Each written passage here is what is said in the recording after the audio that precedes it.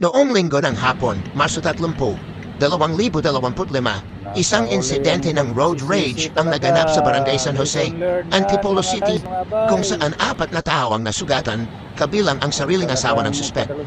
Ayon sa mga autoridad, ang suspek na si Kenneth, isang 28 anyos na negosyante mula sa Baras, Rizal, ay nakipag-argumento sa mga biktima bago magbanta at magpaputok ng baril. 3 sa mga biktima ang pinalabas na mula sa ospital, habang ang isa ay patuloy na sumasailalim sa operasyon.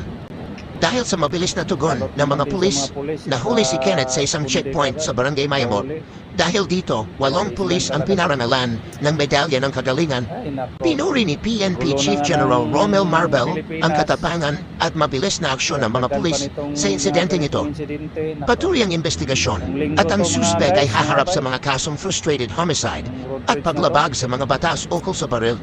Pinayuhan ang mga motorista na manatiling kalmado sa kalsada upang maiwasan ang ganitong mga insidente.